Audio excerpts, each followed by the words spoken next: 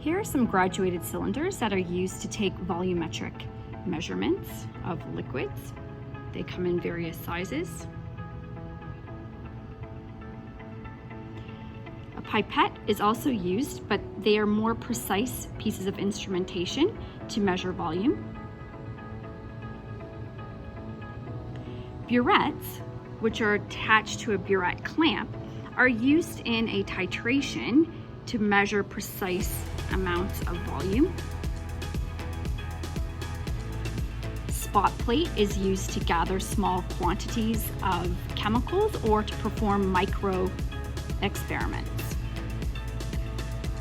Mortar and pestle is used to grind up solid material into a fine powder to increase the surface area. Striker is used to light a Bunsen burner. Watch glass is used to gather chemicals. An evaporating dish is used to heat up materials. A utility clamp or a test tube clamp is used to hold test tubes. These test tube tongs can be used to carry the test tubes. Test tube rack is used to hold the test tubes at a lab station. This is a crucible and cover, and it is made out of porcelain to heat materials to a high temperature. These are crucible tongs used to carry the crucible. A clay triangle would be put on top of a ring clamp, and the crucible will then fit on that ring clamp in order to heat the material. A wire gauze can replace the clay triangle on the ring clamp, and what we would do is we would place any sort of glassware on top of that wire gauze to be heated. Beaker tongs are used to carry the beaker.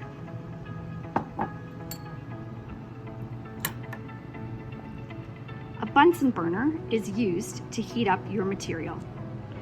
Volumetric flasks come in different sizes and are used to measure exact, precise quantities or volumes. A scupula is used to gather your chemicals. An Erlenmeyer flask is another piece of glassware. This is a wash bottle to wash down chemicals within a piece of glassware. Here is a funnel, and here is the filter paper that is used in the funnel. So it would go in as such. We have tweezers to gather small amounts of material. We have a hot plate, so we can use this to heat up materials in place of a Bunsen burner.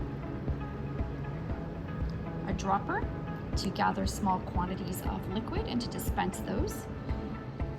This is a scale that we use to measure the mass.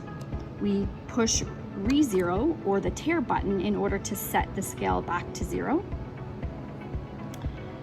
Stir stick is used to mix various materials together. And then we have a thermometer to take the temperature. Hey everyone. So in the lab, we often are working with dangerous materials and we need to wear personal protective equipment besides the mask we wear for the pandemic. First line of defense would be an apron to keep things from splashing onto our clothes.